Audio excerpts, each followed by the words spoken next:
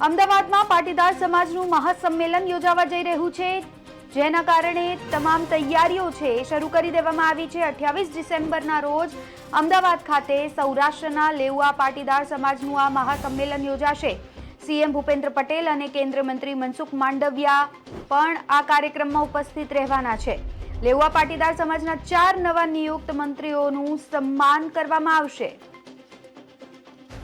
લેઉવા પાટીદાર સમાજ ગુજરાતની રાજનીતિમાં ખૂબ જ મહત્વનો ભાગ ભજવે છે।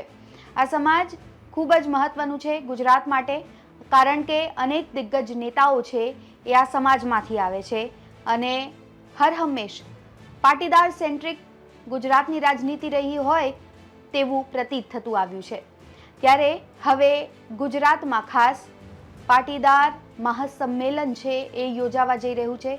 સૌરાષ્ટ્રના લેઉવા પાટીદાર સમાજનું આ મહાસંમેલન છે એ યોજાશે, જેને લઈને તમામ તૈયારીઓ છે એ શરૂ કરી દેવામાં આવી છે અને ખાસ વાત અહીં એ છે કે 4 દિગ્ગજ નેતાઓનું સન્માન પણ આ કાર્યક્રમમાં કરવામાં આવશે, જેના કારણે આ વિષય છે એ ચર્ચાનો વિષય બની ગયો છે। 7મી ડિસેમ્બરના રોજ લેઉવા પાટીદાર સમાજ ખોડલધામ ખાતે ભવ્ય શક્તિ પ્રદર્શન માટે એકત્રિત થયું હતું અને આ વિશાળ સંમેલન રાજ્યના રાજકીય અને સામાજિક પરિસ્થિતિમાં મહત્વ ધરાવતું માનવામાં આવ્યું, ખાસ કરીને આગામી સ્થાનિક સ્વરાજની ચૂંટણીઓને ધ્યાનમાં રાખીને।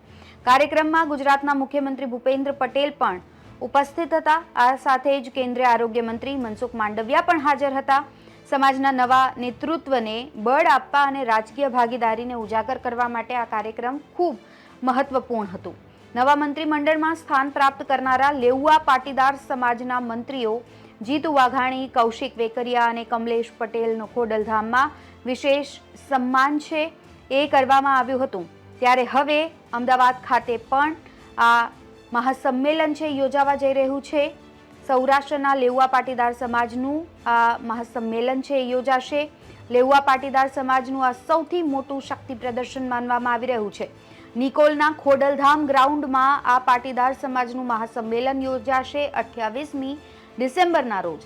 સીએમ ભૂપેન્દ્ર પટેલ, કેન્દ્રીય મંત્રી મનસુખ માંડવિયા પણ ઉપસ્થિત રહેવાના છે। આ સાથે જ લેઉવા પાટીદાર સમાજના 4 નવા નિયુક્ત મંત્રીઓનું પણ અહીં સન્માન થશે। પ્રદેશ ભાજપના પ્રમુખ જગદીશ વિશ્વકર્માનું પણ અહીં સન્માન કરવામાં આવશે।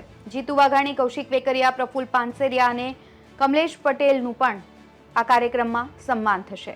મહત્વનું છે, ખોડલધામના પણ મહાસંમેલન પર સમગ્ર રાજ્યની નજર હતી, ત્યારે સમાજના સામાજિક અને રાજકીય વલણ પર આ સંમેલન ખૂબ મહત્વપૂર્ણ બની રહેશે એવો અંદાજો વ્યક્ત કરાઈ રહ્યો છે।